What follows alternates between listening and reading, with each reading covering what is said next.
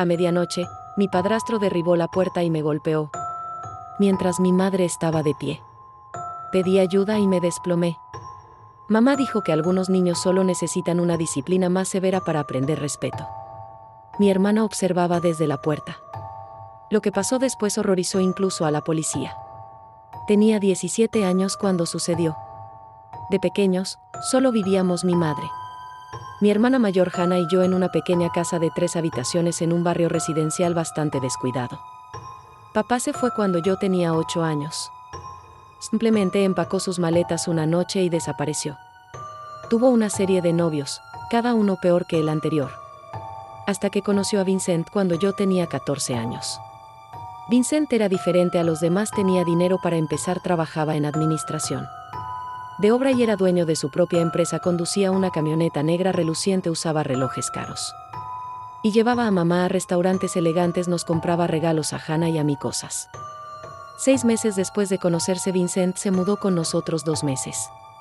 Después, se casaron en el juzgado, solo nosotros 4 presentes. Fue entonces cuando las cosas empezaron a cambiar. Vincent tenía reglas. La casa tenía que estar impecable. La cena tenía que estar lista a las 6:30 de la tarde en punto. No se aceptarían visitas sin avisar con 3 días de antelación y con su aprobación explícita.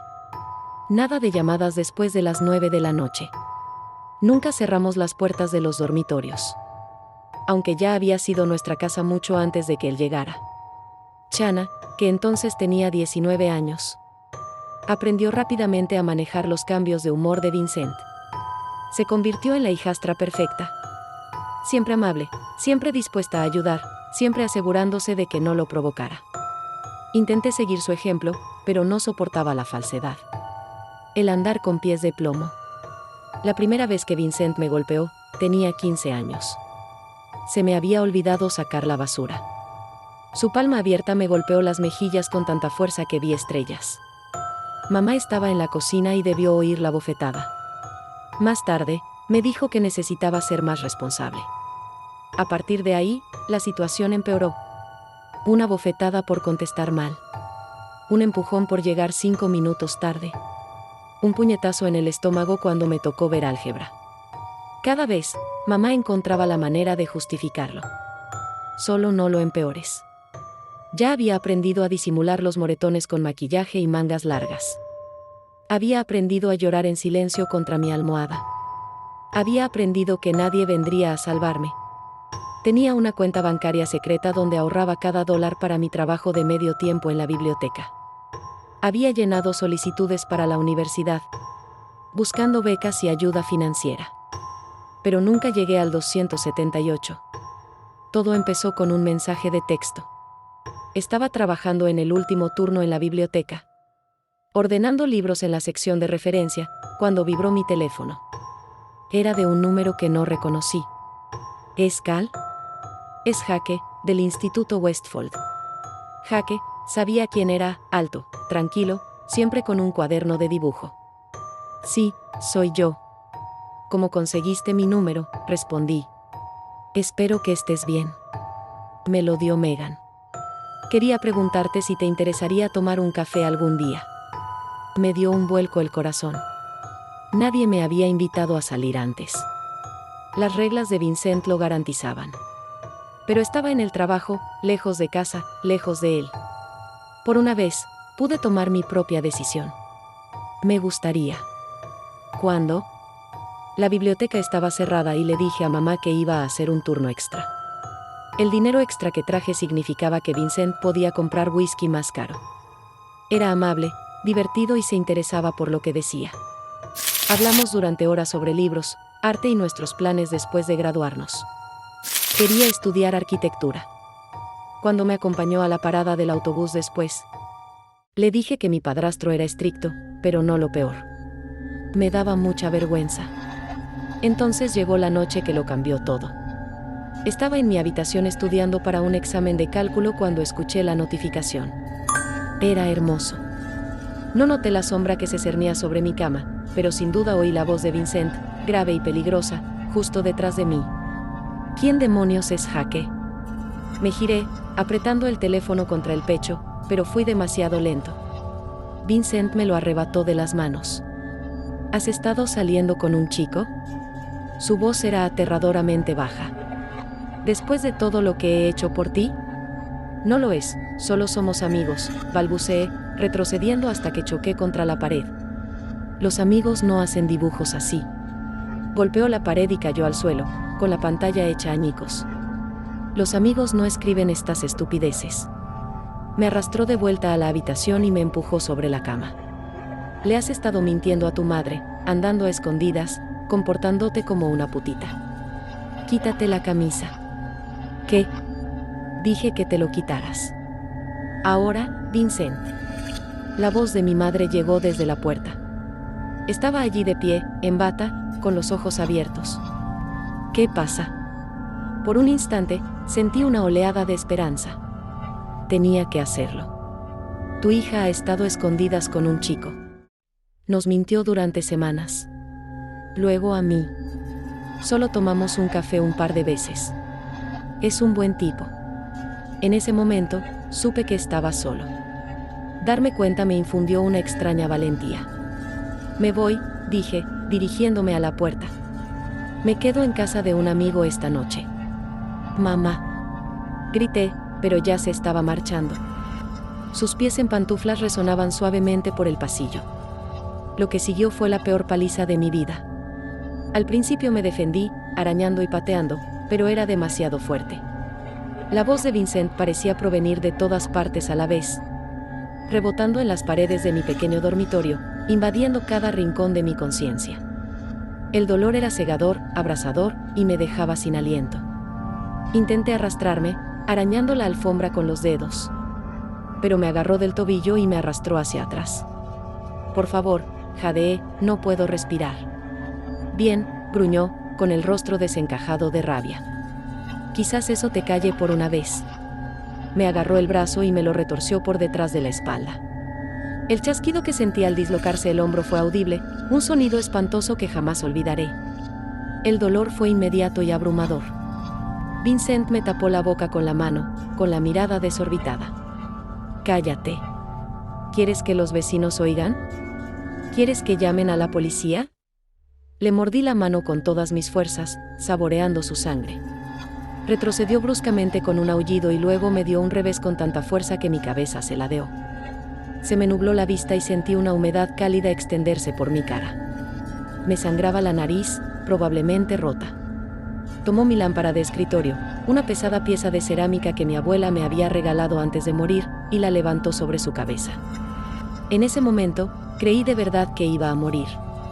Que este hombre, este monstruo que había invadido nuestras vidas, me mataría en mi propia habitación, y nadie lo detendría. La lámpara cayó, no sobre mi cabeza, como temía, sino sobre mi brazo ya herido.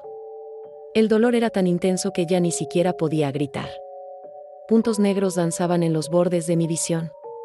A través del zumbido en mis oídos, oía la respiración de Vincent, pesada, trabajosa, casi excitada. Estaba disfrutando de esto. La comprensión era, de alguna manera, peor que el dolor. «¿Basta ya?», preguntó, con la voz extrañamente tranquila. «¿O necesitas más disciplina?».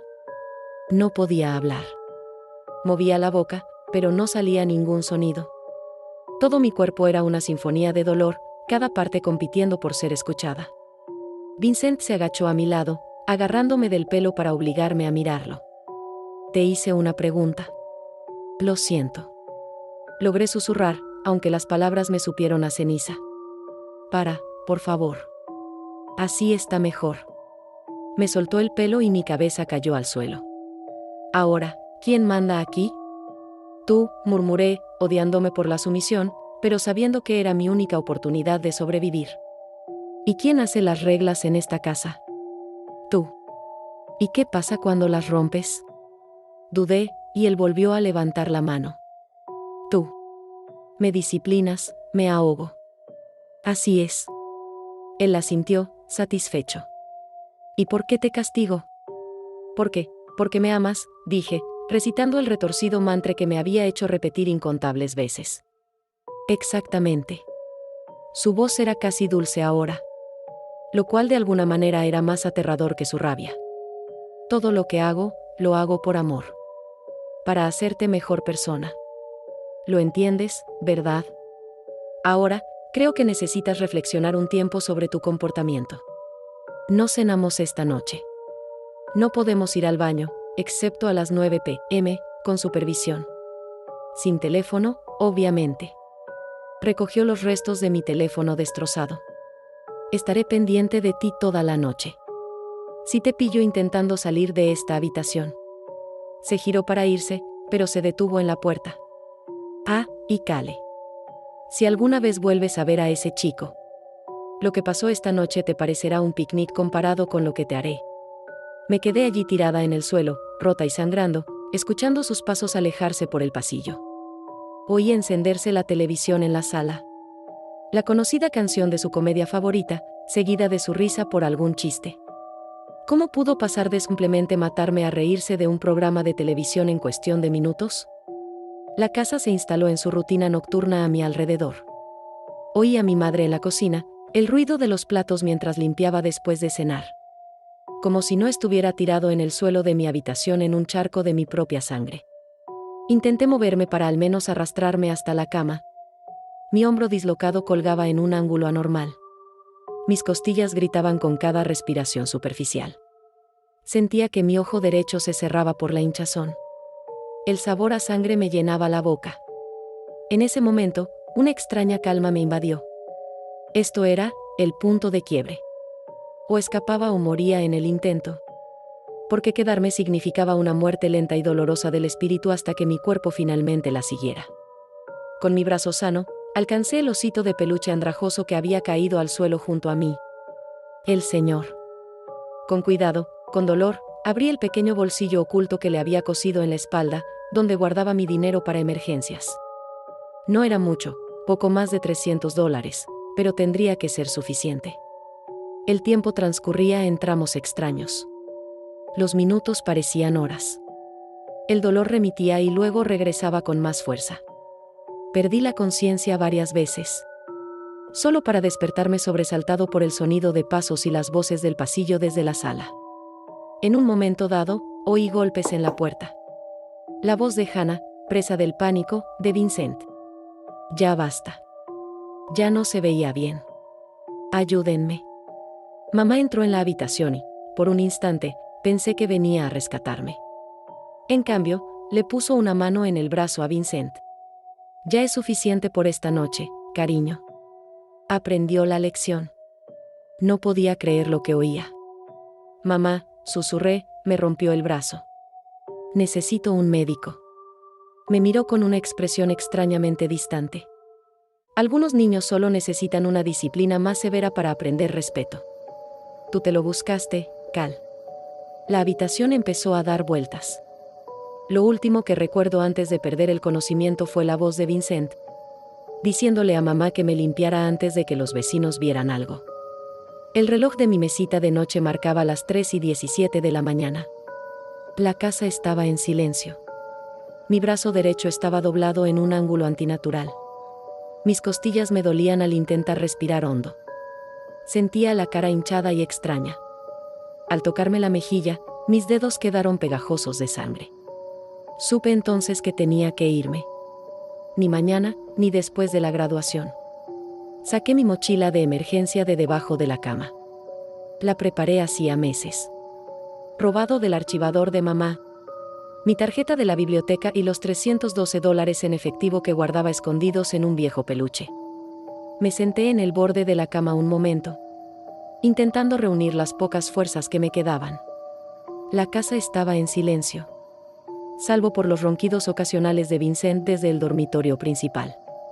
Mi mente se llenaba de posibilidades y miedos. ¿A dónde iría? ¿Vendrían a buscarme? ¿Denunciarían que me había escapado? El miedo a lo desconocido me paralizaba. Pero la certeza de lo que sucedería si me quedaba era peor. Las palabras de Vincent resonaban en mi cabeza. Si alguna vez vuelves a ver a ese chico. La amenaza había sido clara. La próxima vez, podrían no detenerse. La próxima vez, podrían no sobrevivir. Eché un vistazo a mi habitación, las paredes de un azul descolorido. La estantería repleta de libros de bolsillo desgastados. El tablón de anuncios lleno de certificados de honor e insignias de voluntario de la biblioteca. Esta habitación había sido mi santuario antes de Vincent. Ahora parecía una celda. Mi mirada se posó en la foto enmarcada en mi mesita de noche. Mamá, Hannah y yo en la playa hace 3 años. La última vez que recordaba haberme sentido segura con mi familia. Con la mano sana, tomé la foto y me dispuse a guardarla. Pero al ver la sonrisa de mi madre, la ira me invadió. Ella lo había elegido. Lo había visto lastimarme. Volví a dejar la foto, dejándola atrás. No podía mover el brazo derecho en absoluto. Así que me conformé con ponerme una sudadera con capucha encima de la camiseta sin meter el brazo por la manga. Metí los pies en las zapatillas sin molestarme en ponerme calcetines. La ventana era mi única opción. Vivíamos en una casa de una sola planta. Así que al menos no tendría que bajar. Aún así, empujar la mosquitera con el brazo sano me quitó todas las fuerzas que me quedaban. Cuando finalmente caí al césped húmedo del patio trasero, el aire de la noche era fresco en mi cara hinchada. La luna estaba baja en el cielo, proyectando largas sombras sobre el paisaje familiar de nuestro barrio. 3 casas más allá, el perro de los Johnson ladró una vez y luego se quedó en silencio. Un coche pasó por la carretera principal. Sus faros iluminaron brevemente los árboles que bordeaban nuestra propiedad. Me quedé allí un momento, tambaleándome ligeramente, intentando orientarme. El mundo parecía inclinarse y moverse a mi alrededor. Probablemente, una conmoción cerebral se sumó a la lista. No podía ir a casa de Jake, ni siquiera sabía dónde vivía. La biblioteca estaba cerrada. La comisaría estaba a 8 kilómetros. Y en mi estado, no estaba seguro de poder llegar tan lejos. A solo 3 kilómetros por la carretera principal. Pero los hospitales planteaban preguntas. Y había ido a urgencias suficientes veces en los últimos 3 años. Como para saber que no siempre creían a las adolescentes cuando decían que alguien en quien se suponía que debían confiar las había lastimado. Vivía a 3 cuadras de aquí. Había sido mi profesora de inglés en 2º año. Quien me animó a escribir, quien me prestó libros de su colección personal. Quien una vez me retuvo después de clase para preguntarme, con voz suave y cariñosa, si todo estaba bien en casa. Mentí entonces, claro. Le di. Nunca había aceptado su oferta. Con el cuerpo revuelto por el dolor y la conmoción cerebral. Después de la segunda vez, me senté en la acera, temblando, preguntándome si había cometido un terrible error. Quizás debería haberme quedado. Quizás todo esto fue culpa mía, como siempre decía mamá. Y no volvería. Me puse de pie con esfuerzo y seguí adelante, un paso agonizante tras otro. Las farolas me guiaban, como destellos de luz amarilla en la oscuridad. Llamara a Vincent y me arrastrara de vuelta a esa casa. Cuando por fin llegué a la calle de la señora Peterson, el alivio casi me hizo caer de rodillas. Su casa estaba al final de la cuadra, con la luz del porche encendida a pesar de la hora. Un faro guardián en la noche. Mi visión era como un túnel, la oscuridad se colaba por todos lados. Sentía las piernas como si se movieran entre melaza. El dolor se había convertido en algo conmovedor, consumiéndome por completo. Era nuevo antes de la madrugada cuando toqué el timbre. Lo llamé una y otra vez, apoyándome en él mientras mis piernas amenazaban con salirse. Por fin, se encendió una luz dentro. Kirilsen con una bata de franela y el cabello gris despeinado por el sueño. Abrió los ojos de par en par, horrorizada, al verme. «Cal. Dios mío. ¿Qué te pasó?» En cambio, me desplomé en sus brazos y el mundo se volvió a oscurecer. Desperté en una habitación de hospital, rodeado por el pitido constante de los monitores. Tenía el brazo enyesado. Tenía las costillas vendadas con fuerza. Y 4 de ellas me inyectaron algo en las venas que hacía que el dolor se sintiera distante, soportable. Cuando vio que estaba despierto, se inclinó y me tomó la mano sana con suavidad. «Cale, la policía está aquí». El miedo me atravesó, más fuerte que los analgésicos. «No puedo. Me matará si lo digo». «No, no lo hará. Ya lo arrestaron. Tu madre también». Parpadeé, intentando procesarlo. Por negligencia y peligro infantil, sus primeras opciones, dijo. No, detective Rivera. ¿Se siente con ánimos de responder algunas preguntas? Con la señora Peterson de la mano, les conté todo. Sobre los años de abuso. Sobre las excusas de mamá. Sobre la complicidad de Hannah. Sobre lo que pasó la noche anterior. Cuando terminé, el rostro del detective Rivera estaba sombrío. Eres muy valiente, Calle. ¿Por lo que has pasado? Nadie debería tener que pasar por eso. Pero te prometo que pagarán por lo que hicieron.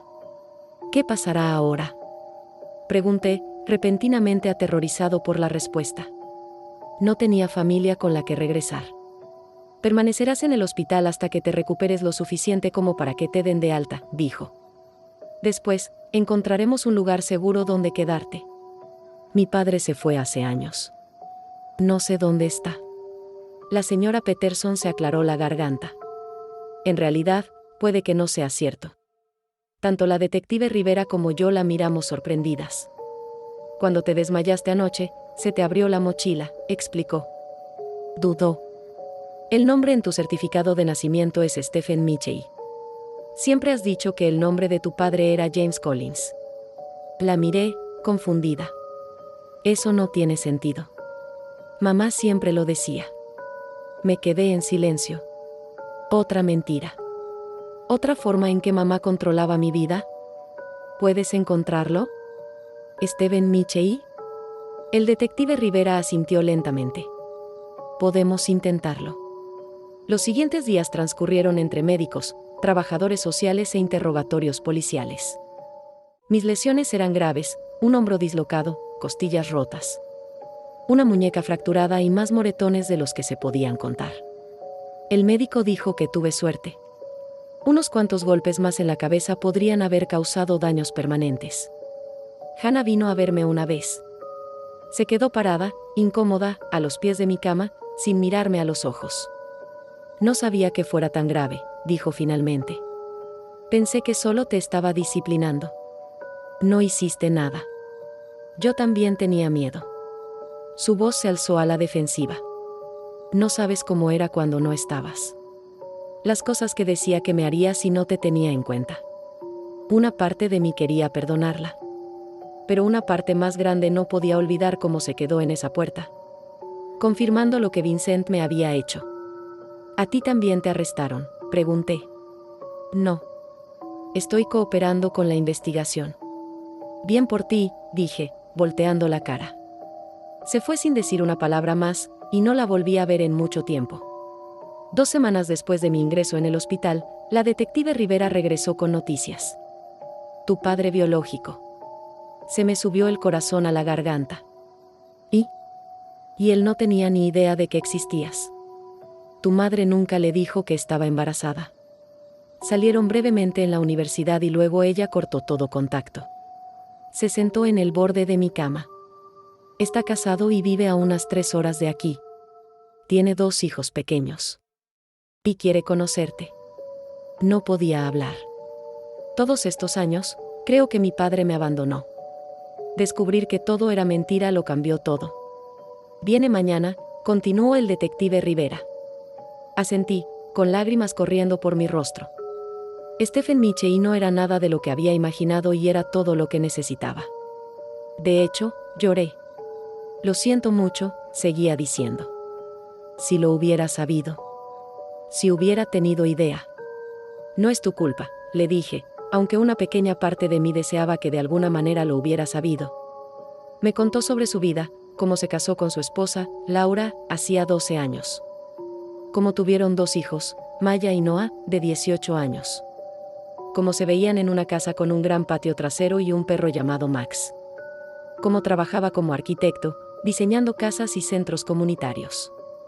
Tengo espacio para ti, dijo con voz seria. Si quieres venir a vivir con nosotros cuando te den el alta. Laura ya está preparando la habitación de invitados. Parecía un cuento de hadas. Demasiado bueno para ser verdad.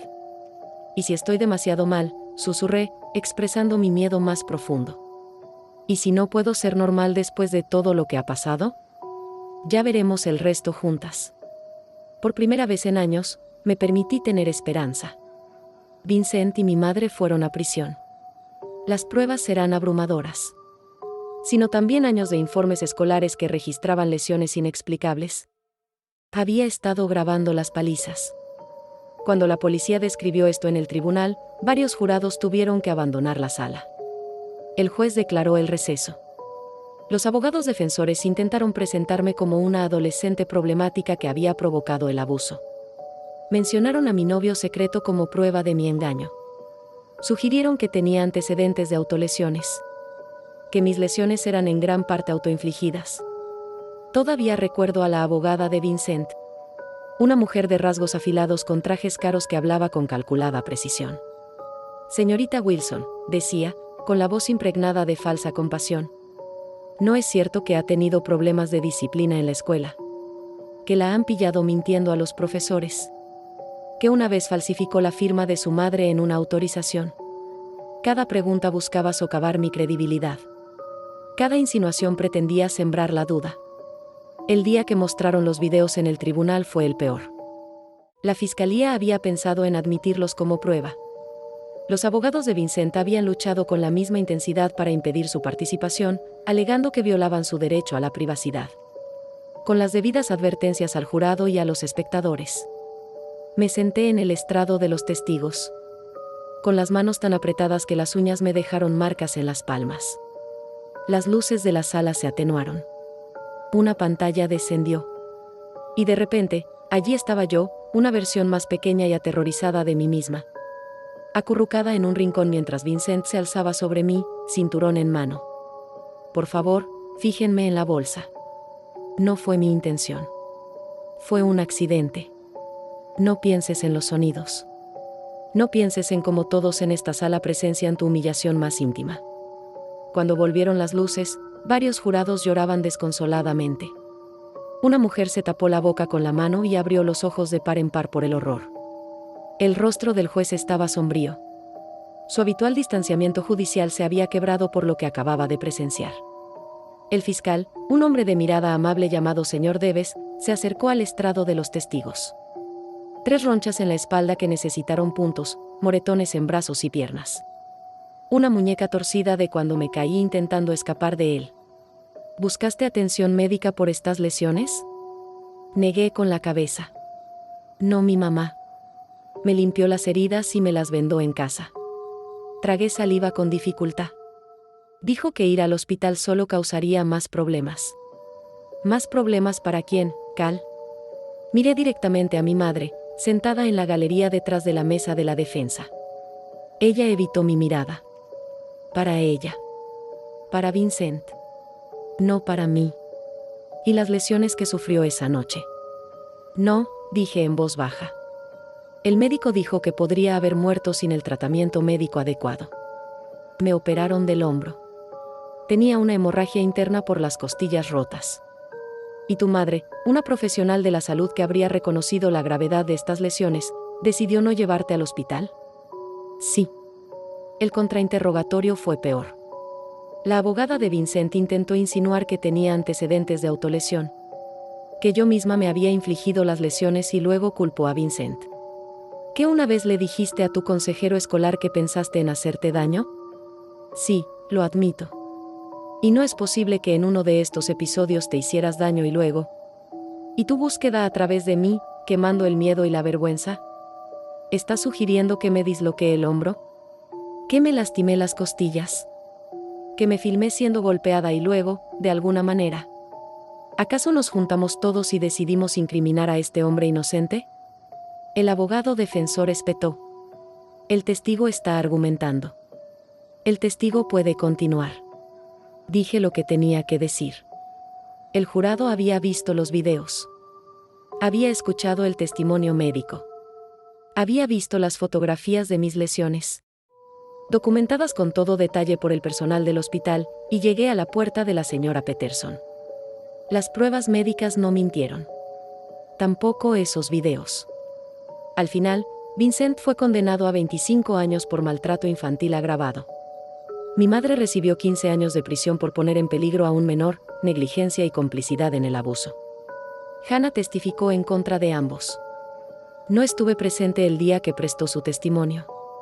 No soportaba verla, oírla intentar justificar su indulto, admitiendo que sabía del abuso desde hacía años, pero que Vincent le tenía demasiado miedo como para intervenir.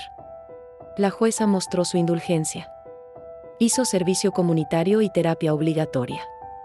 Lo último que supe es que vivía con la tía Cheryl de forma permanente. Trabajaba en una guardería y tomaba clases nocturnas en el colegio comunitario. Eso fue hace 3 años. Ahora tengo 20 años. Estoy en mi segundo año de universidad y me especializo en psicología con una especialización en escritura creativa.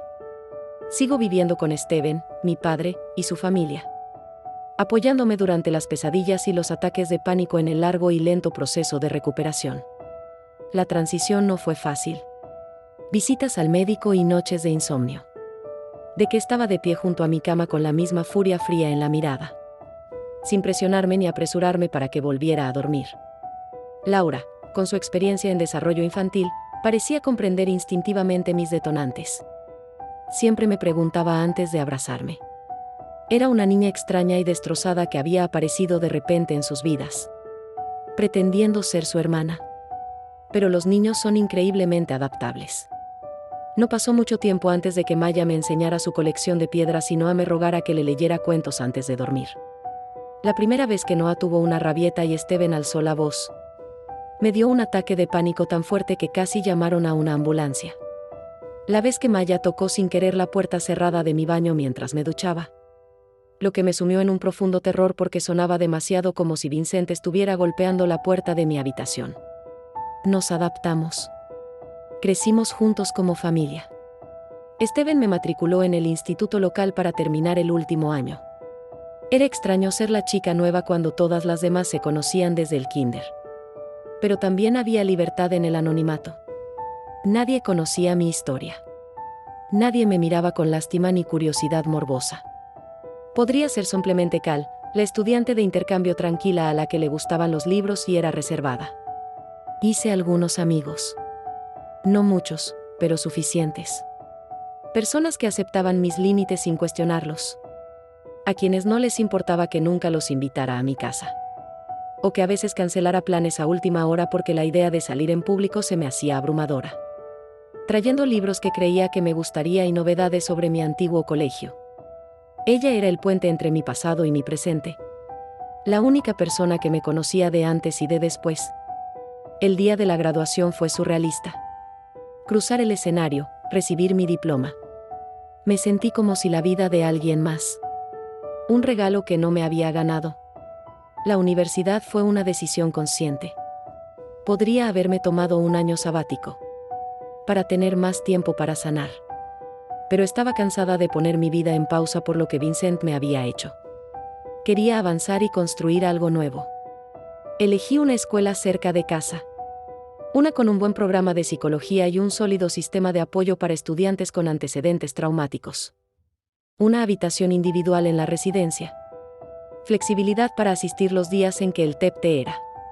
Y que comprender la mente humana me dio las herramientas para comprender mi propio proceso de sanación. Seguía ahí, esperándome. Un lenguaje privado en el que podía expresar cosas demasiado complejas para la conversación cotidiana. Maya y Noah son los hermanos que siempre me merecí, ruidosos, molestos, cariñosos y leales. Conocen una versión simplificada de mi historia. Saben que la gente mala me hace daño y por eso vine a vivir con ellos a los 17 años.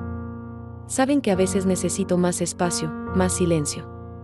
Saben que no me gustan los gritos, los movimientos bruscos ni las puertas cerradas. Como si yo fuera una especie de experta en superar miedos. En cierto modo, supongo que lo soy. Le enseño las técnicas de conexión a tierra que me enseñó mi terapeuta. 5 cosas que puedes ver, 4 que puedes tocar, 3 que puedes oír, 2 que puedes oler y 1 que puedes saborear. Viene a mí con preguntas que le da vergüenza hacerle a Laura sobre chicos, cuerpos y las complejas jerarquías sociales de la secundaria. ¿Sabías que me preguntó una vez con la voz apagada en la penumbra de su habitación? Cuando te pasaban cosas malas sabías que no estaba bien. Yo lo sabía, se lo dije eligiendo bien mis palabras, pero saberlo y poder detenerlo son cosas distintas. Por eso es tan importante contarle a alguien de confianza. Si alguna vez te sientes inseguro, La responsabilidad de su fe en mí es a la vez aterradora y sanadora. Espero que nunca me necesite para cumplir esa promesa. Pero sé con absoluta certeza que movería cielo y tierra para hacerlo si fuera necesario. Todavía veo a la señora Peterson con regularidad. Se jubiló de la docencia el año pasado, pero nos reunimos para tomar un café cada pocas semanas. No creo que jamás pueda recompensarla por lo que hizo esa noche. Pero intento que se sienta orgullosa de todo lo que logro. Hay días más difíciles que otros. Todavía tengo pesadillas. A veces me estremezco cuando alguien levanta la mano demasiado rápido. Estoy construyendo un futuro que Cal, de 17 años, ni siquiera podía imaginar. Y Jaque. Seguimos juntos. Va a la misma universidad que yo, estudiando arquitectura, tal como lo planeó. Acepté. Algunos me preguntan por qué no intenté encontrar a mi madre después de que la encarcelaran. Porque no la he visitado ni le he escrito ni he intentado entender por qué hizo lo que hizo. La verdad es que no necesito hacerlo. Sus decisiones eran claras, sus prioridades eran claras. Eligió a Vincent antes que a mí una y otra vez. Ahora me elijo a mí misma, elijo sanar, elijo. No fue solo la gravedad de mis heridas, aunque ya eran bastante graves. No fueron solo los videos de Vincent Stone, aunque estos revolvieron el estómago incluso a los detectives más empedernidos. Los fiscales finalmente identificaron a otras 6 víctimas. 2 se han presentado públicamente desde entonces. 1 sigue desaparecido. A veces me pregunto si mamá lo sabía. Si decidió ignorar las señales porque él pagaba las cuentas y le compraba cosas bonitas. Nunca lo sabré con certeza y he hecho las paces con esa incertidumbre. Lo que sí sé es esto: el ciclo termina conmigo. Los secretos, la vergüenza, la violencia, todo termina aquí. Estoy rompiendo la cadena, eslabón a eslabón, día a día.